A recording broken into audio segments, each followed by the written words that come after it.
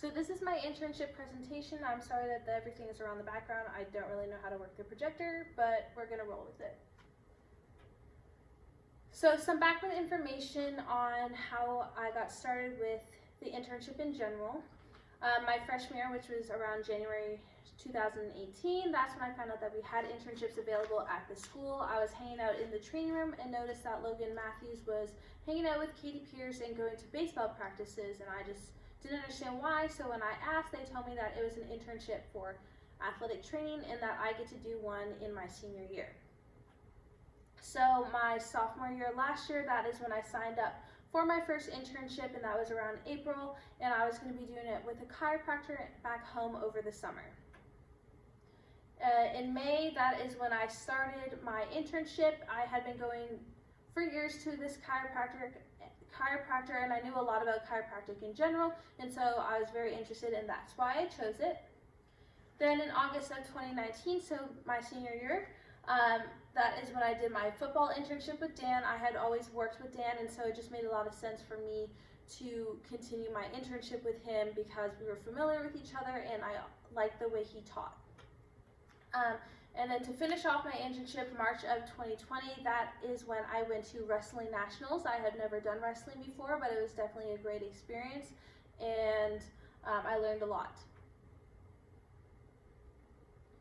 So when we talk about internships in general, the process for me went very smoothly. I just went to Professor Minnick's office and we just signed some papers, and then we went over the guidelines and everything, but it was nice that I already knew about internships from all my senior friends and everyone who's already taken it, so it just went a lot easier for me, the whole process in general. For chiropractic, I have always been interested in chiropractic. My grandfather was a chiropractor, and I just wanted to see if I liked being in the clinic setting from 8 a.m. till 6 or 9 to 7, however it is. I just wanted to see if that was a fit for me versus athletic training, which I've always been interested in and is also my major, and so I just wanted to see how those two were going to differ and which I preferred.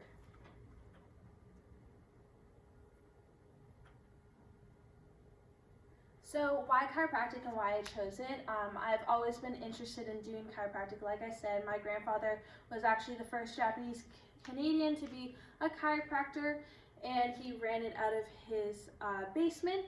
I was introduced to chiropractic when I was a gymnast because I had a lot of misalignments and a lot of back issues.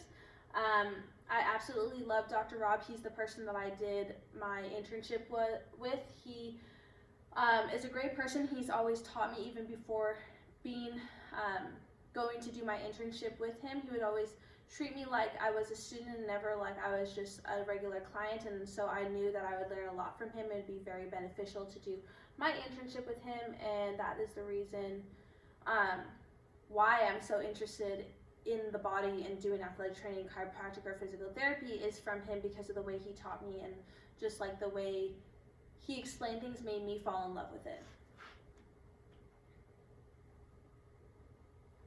So just kind of an overview of my internship. So I did it at Finish First Health and Performance, which is in Toronto, back home. And then I did it over the summer. I observed all of the sessions that he did with his clients, and I also did a lot of administrative duties. And it was with Dr. Rob, and I didn't really work with any of the other chiropractors. I mostly just worked with him. So my overall experience. So for my observations, I sat in every session and I took notes. I took notes on my phone, and Dr. Rob would quiz me on the clients. So if we had seen them multiple times, he would ask me, okay, so what's their symptoms currently? Does that differ from last week? What did we say his diagnosis was? What are some ways that he can do it? Do you remember the exercises? So he would just give me a lot of pop quizzes on that person, and then when we would see a new client who had very similar injuries, he would ask me what the similarities were, what the differences, and if they were the same, he would say, okay, well, what do you think it is? And then that's kind of like how our sessions went, and so I found that very beneficial. For administration, I learned a lot about insurance and how to run it, and different ways to put it in the different systems, because some people have a better insurance and some people don't. So it was nice to learn about that because it is an important part. It's not just about the body, you also have to know how to bill your clients. And some of my highlights was definitely being able to KT tape, and so the first person Dr. Rob trusted me with was my father, and then once Dr. Rob saw that I was able to apply KT tape and listen to and follow instructions, then he started allowing me to do it with other clients if they were comfortable with it. But that was definitely my highlight because it just made me feel like Dr. Rob trusts me, and then I also got a lot more confidence. And then finally, in my time off, I really didn't have a lot of time off because Dr. Rob gave me a lot of readings. He wanted me to expand my knowledge and to make sure that I was understanding what was going on in the clinic. So he gave me homework to do.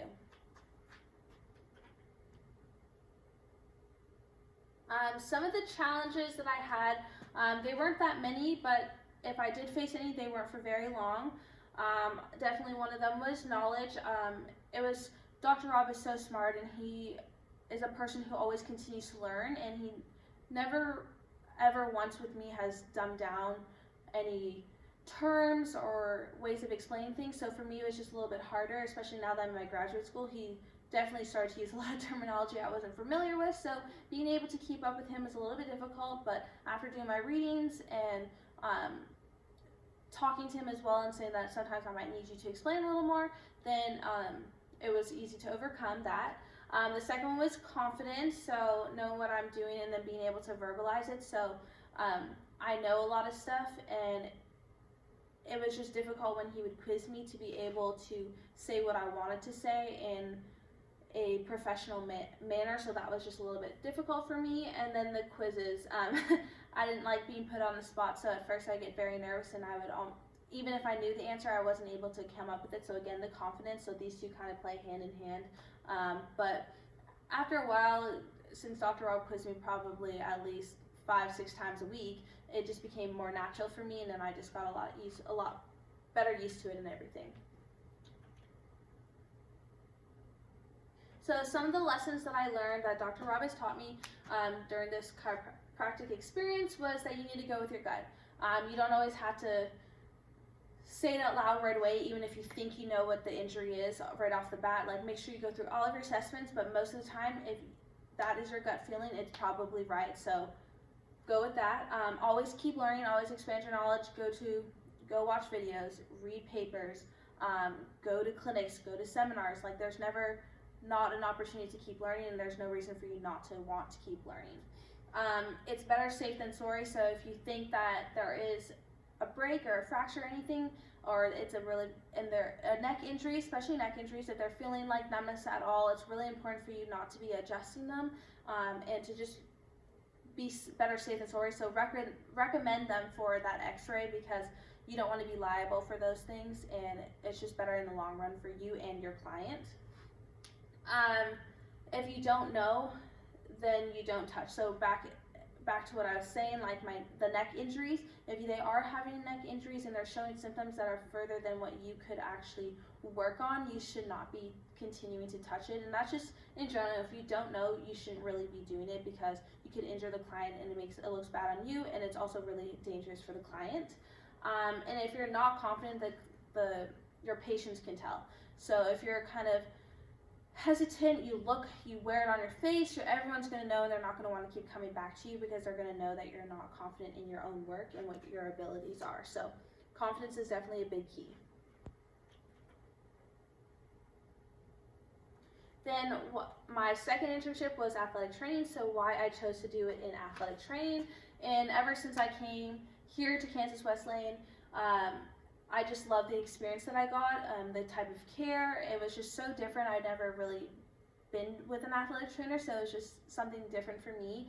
And I changed my major from my freshman year to athletic training, because I ended up loving working with Dan and Katie and the experience that I had, and I wanted to provide that same experience to other people. And so I thought this would be a great opportunity for me to gain that experience. And then also I applied to a master's program at the beginning of the year, and I got into a program, and that is definitely one of the things that they told me that set me apart from all the other applicants, was the fact that I had so much experience, and a lot of people only come in with like maybe 50 hours, but I came in with over 300 hours. And so doing this athletic training internship just sets me apart, gives me that experience, and it just really shows how passionate I am with those amount of hours.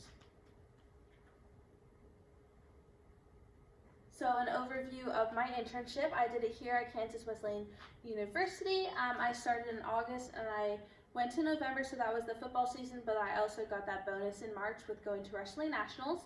I was a student athletic trainer for football and mostly Dan's assistant. I was honestly Dan's right-hand man the entire time.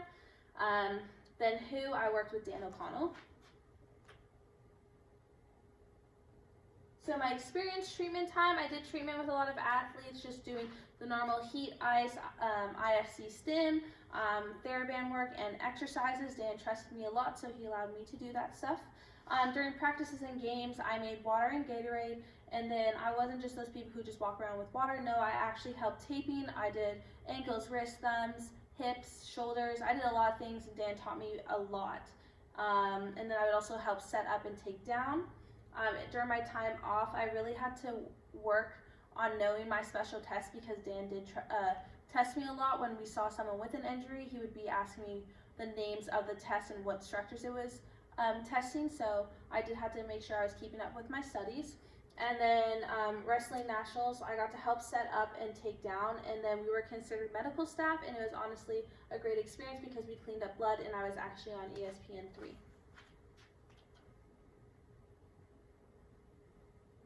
So some of the challenges was definitely getting respect from the players because I am a girl, and also the fact that they just didn't trust me for taping at first, but after like I want to say 3 or 4 practices, they really started to trust me because they enjoyed my tape jobs. They thought it was good. I got more confident in myself. So again, that ties in with confidence, and I showed that I was confident in my tape jobs, and that just made more players want to come to me to get taped because I was confident in what I was doing. And then personal interactions. So at Wrestling Nationals, I had to work with a lot of people that their attitudes was just, I didn't really like their attitudes, but I had to learn to work with them since I was going to be with them for 3 days.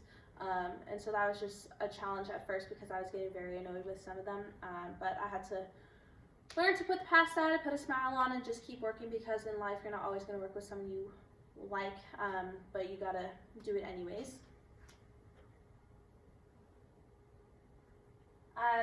Some of the lessons that I learned was confidence is key. So again, with the taping, people didn't want to come to me at first because I wasn't very confident, but I knew what I was doing. I just wasn't portraying that on the outside. And so that is very important in athletic training. It's important to keep learning, so going to seminars and always making sure you're brushing up on your knowledge. And like I said, going to those conferences, Dan and the training staff, they go every year and they learn a lot about the new things, so it is important. Sometimes you have to work with people you don't like, and that is definitely hard for me. I know I wear my expressions on my face a lot, so I had to learn to keep that away and just put a smile on my face, even if they were really annoying me, and just get to work because we're all there for one purpose, and that's to help athletes, not really to interact with each other that much.